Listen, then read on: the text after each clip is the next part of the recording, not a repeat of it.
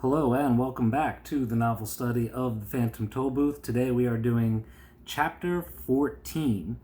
But before we get to Chapter 14, I'd like you to take a look at the map at the very beginning of the book.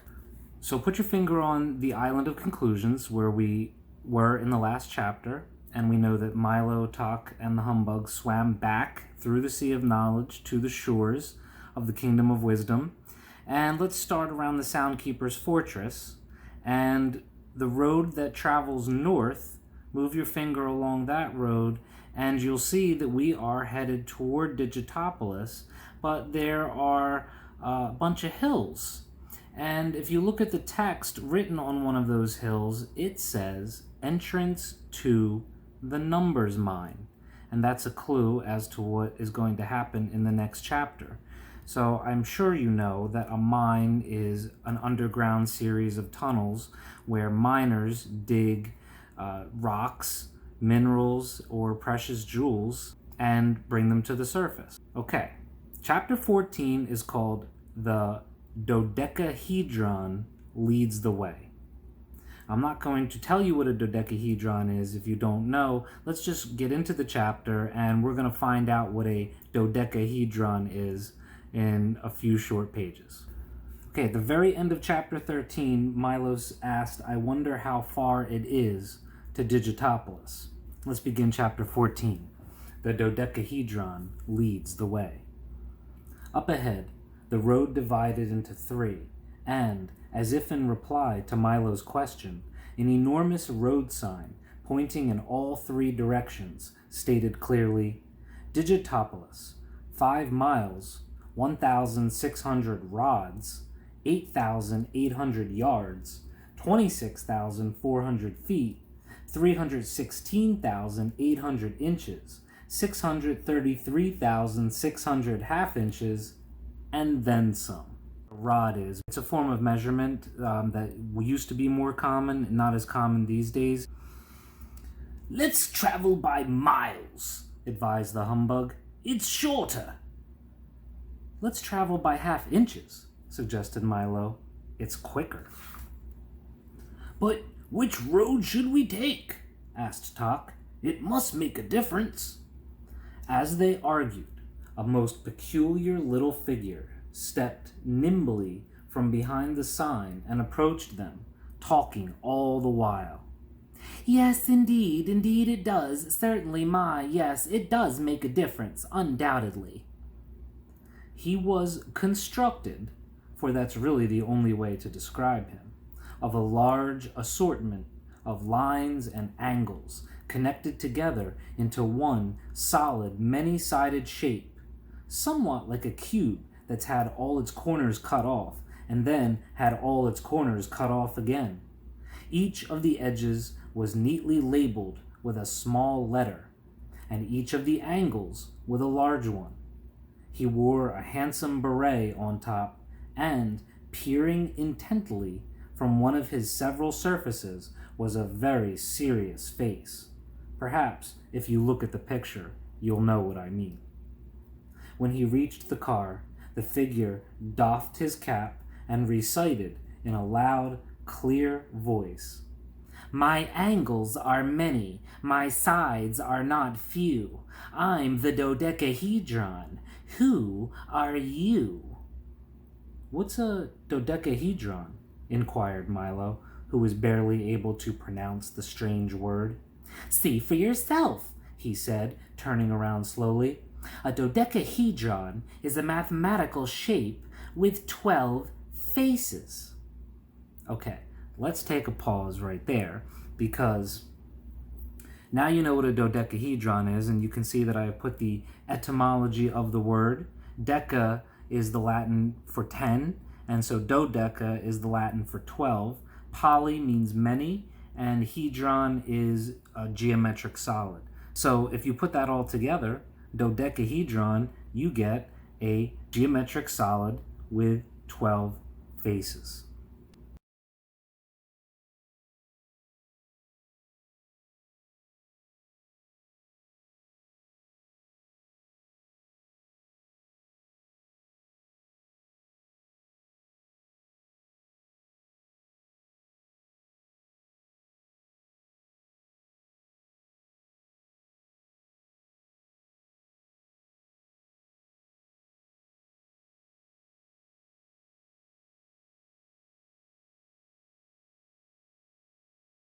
Now, there is a pun here, as I'm sure you can see, because our dodecahedron as a character literally has 12 different faces with 12 different expressions on them.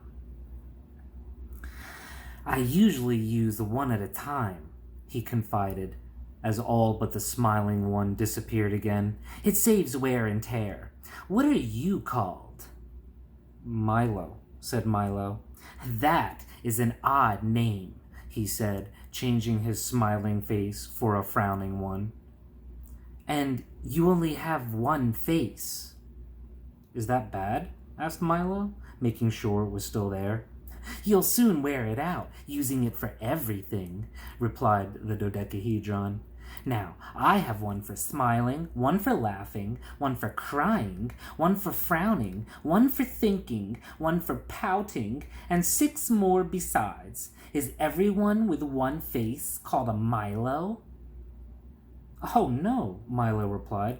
Some are called Henry, or George, or Robert, or John, or lots of other things. How terribly confusing, he cried. Everything here is called exactly what it is. The triangles are called triangles, the circles are called circles, and even the same numbers have the same name. Why, can you imagine what would happen if we named all the 2s Henry, or George, or Robert, or John, or lots of other things? You'd have to say Robert plus John equals 4, and if the 4's name were Albert, things would be hopeless. I never thought of it that way, Milo admitted. Then I suggest you begin at once, admonished the dodecahedron from his admonishing face.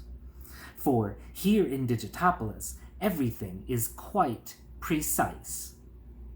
Then perhaps you can help us decide which road to take, said Milo. By all means, he replied happily. There's nothing to it.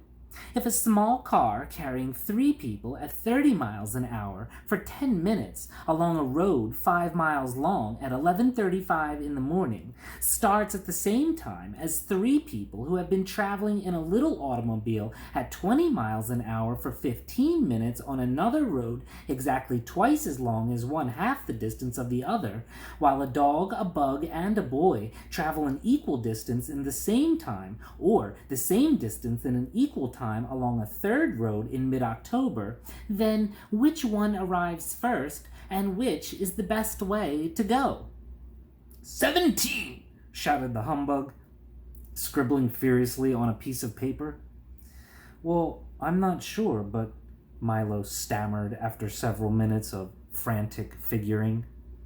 You'll have to do better than that, scolded the dodecahedron, or you'll never know how far you've gone or whether or not you've ever gotten there. I'm not very good at problems, admitted Milo. What a shame, sighed the dodecahedron.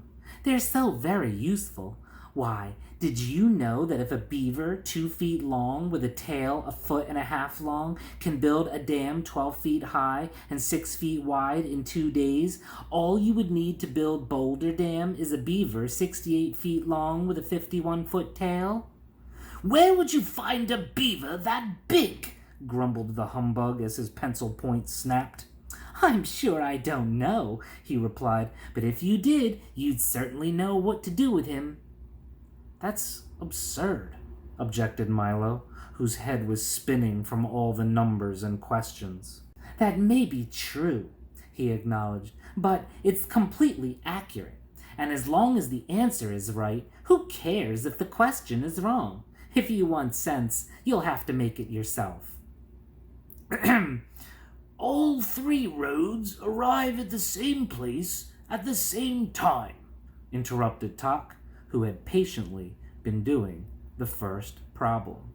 Correct, shouted the dodecahedron, and I'll take you there myself. Now you can see how important problems are. If you hadn't done this one properly, you might have gone the wrong way. So there's a lesson built into there, a theme, which is, a lot of us don't like math, and a lot of us really don't like word problems, but word problems are important because doing things in real life, in the real world, is solving word problems. I know that when you take a test, sometimes you rush through the test and then don't check your answers. And we always find that if we don't check our answers, we always find that we made at least one mistake, probably more, and we probably could have done better.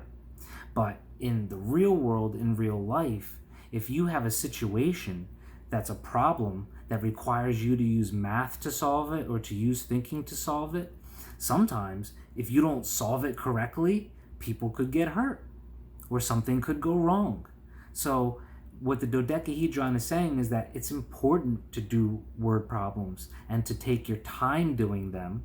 Notice that the humbug rushed through it and got the wrong answer immediately, but Tak, who's very patient and doesn't waste time, took the time and the effort to go over all of his work, and he got the correct answer.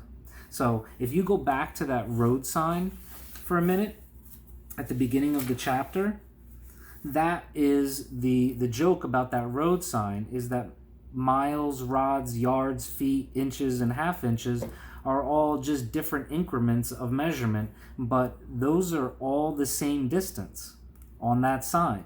I've put up a nice handy conversion chart for you to observe. I'd also like to take this quick opportunity to mention something that has shown up a couple times in this book already. It's very quick and you probably missed it, but go back to right above the picture of the dodecahedron. Right above that picture, there's a line that says, "Perhaps if you look at the picture, you'll know what I mean." And I'd like you to notice what's happening there. The author, who is just telling the story, suddenly in that one line is talking directly to you, the reader. And he did this earlier on, I think in the first chapter when Milo received his package. So there's a name for that. When an author breaks the world of the story to talk to the reader of the real world, that's called breaking the fourth wall. And it's an idiom, which comes from, if you think of a stage, a play going on, the actors on stage are told to pretend that they are in a room with four walls. So even though there's an audience out there, they're supposed to pretend like there's a wall and that they are inside a real room so that they can act as real as possible. Whenever an actor on the stage looks out and talks directly to the audience, that's called breaking the fourth wall. And it's also done in literature, and it's also done in movies, when a character in a movie will suddenly turn and look at the camera and talk to you. Breaking the fourth wall. All right, let's move on. "I can't see where I made my mistake," said the humbug, frantically rechecking his figures. "But if all the roads arrive at the same place at the same time, then aren't they all the right way?" asked Milo. "Certainly not," he shouted, glaring from his most upset face. "They're all the wrong way. Just because you have a choice, it doesn't mean that any of them has to be right." He walked to the sign and quickly spun it around 3 times. As he did, the 3 roads vanished and a new one suddenly appeared, heading in the direction that the sign now pointed. "Is every road 5 miles from Digitopolis?" asked Milo. "I'm afraid it has to be," the dodecahedron replied, leaping onto the back of the car. "It's the only sign we've got."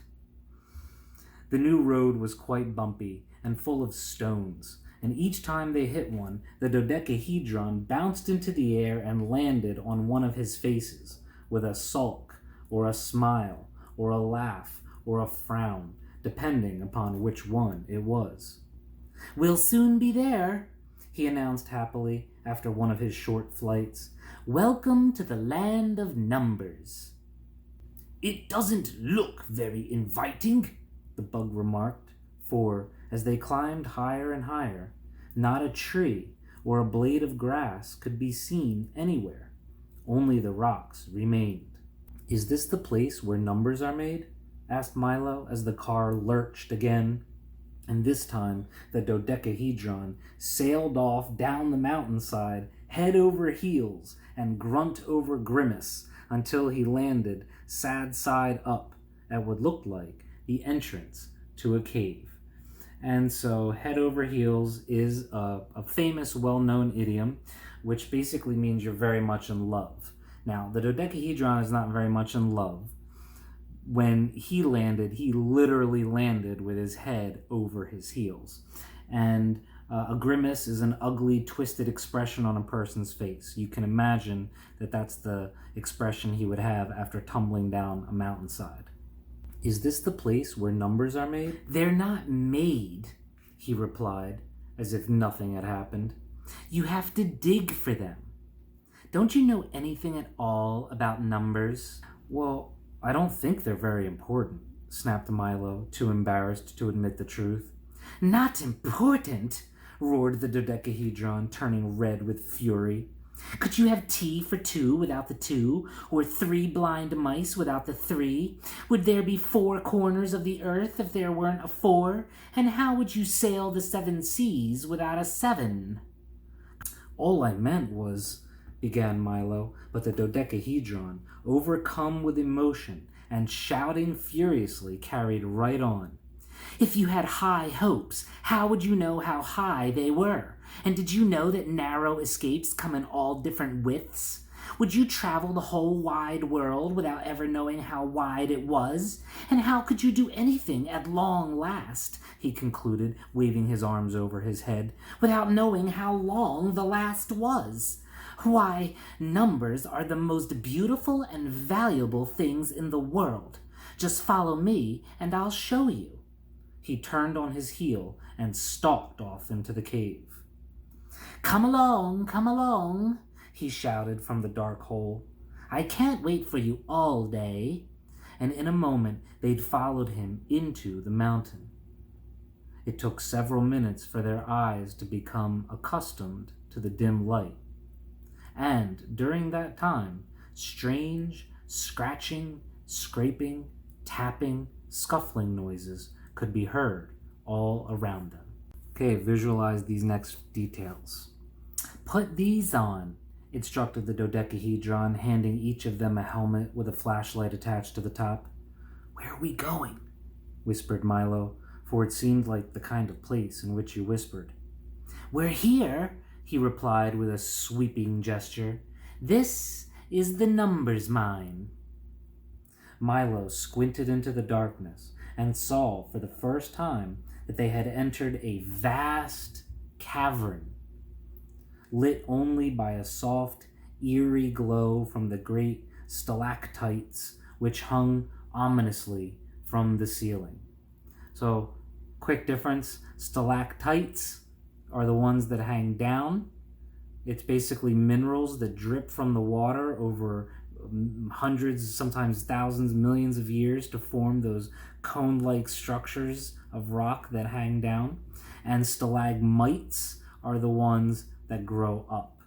Passages and corridors honeycombed the walls and wound their way from floor to ceiling, up and down the sides of the cave. And everywhere he looked, Milo saw little men, no bigger than himself, busy digging and chopping, shoveling and scraping, pulling and tugging carts full of stone from one place to another. Right this way, instructed the dodecahedron, and watch where you step. As he spoke, his voice echoed and re-echoed again, mixing its sound with the buzz of activity all around them. Tok trotted along next to Milo, and the humbug, stepping daintily, followed behind. Whose mine is it? Asked Milo, stepping around 2 of the loaded wagons. By the 4,827,659 hairs on my head, it's mine, of course, bellowed a voice from across the cavern. And, striding toward them, came a figure who could only have been the Mathemagician. He was dressed in a long, flowing robe covered entirely with complex mathematical equations, and a tall, pointed cap that made him look very wise. In his left hand, he carried a long staff with a pencil point at one end and a large rubber eraser at the other. And all of those details are going to be on the quiz. "It's a lovely mine," apologized the humbug, who was always intimidated by loud noises. "The biggest number mine in the kingdom," said the mathematician proudly. "Are there any precious stones in it?" asked Milo excitedly. "Precious stones?" he roared, even louder than before, and then he leaned over toward Milo and whispered softly, "By the 8,247,312 threads in my robe, I'll say there are. Look here." He reached into one of the carts and pulled out a small object, which he polished vigorously on his robe. When he held it up to the light, it sparkled brightly. "But that's a 5, objected Milo, for that was certainly what it was. "Exactly," agreed the mathematician. "As valuable a jewel as you'll find anywhere. Look at some of the others." He scooped up a great handful of stones and poured them into Milo's arms. They included all the numbers from 1 to 9 and even an assortment of zeros. So now we know that numbers in Digitopolis are dug up in the number mines, and you can contrast that to where letters and words come from in Dictionopolis. They grow on trees in the orchards. "We dig them and polish them right here," volunteered the Dodecahedron, pointing to a group of workers busily employed at the buffing wheels. So a buffing wheel is a wheel that polishes something rough into smooth. "And then we send them all over the world. Marvelous, aren't they?" "They are exceptional," said Tok, who had a special fondness for numbers. "So that's where they come from," said Milo, looking in awe at the glittering collection of numbers. He returned them to the Dodecahedron as carefully as possible, but as he did, one dropped to the floor with a smash and broke in two. The humbug winced, and Milo looked terribly concerned. "Oh, don't worry about that," said the mathematician as he scooped up the pieces. "We use the broken ones for fractions." Now, do you get the joke there? That when you take a whole number and you break it into parts, that's fractions. And literally, in the story, when a precious jewel number breaks, they can use the broken pieces for fractions. "Haven't you any diamonds or emeralds or rubies?" asked the bug irritably, for he was quite disappointed in what he'd seen so far. "Yes, indeed," the mathematician replied, leading them to the rear of the cave. "Right this way." There, piled into enormous mounds that reached almost to the ceiling, were not only diamonds and emeralds and rubies, but also sapphires, amethysts, topazes, moonstones, and garnets. It was the most amazing mass of wealth that any of them had ever seen. "They're such a terrible nuisance," sighed the mathematician, "and no one can think of what to do with them. So we just keep digging them up and throwing them out. Now," he said, taking a silver whistle from his pocket and blowing it loudly, "let's have some lunch." And for the first time in his life, the astonished bug couldn't think of a thing to say. Okay, before we wrap it up, let's just remember the things you need to know for the quiz. Definitely the important details that describe the mathematician, and also the fact that numbers are dug out of the ground and considered precious, and that broken numbers are used for fractions, and that precious gems are considered worthless and thrown away into large piles in the caverns. I'll see you in chapter 15.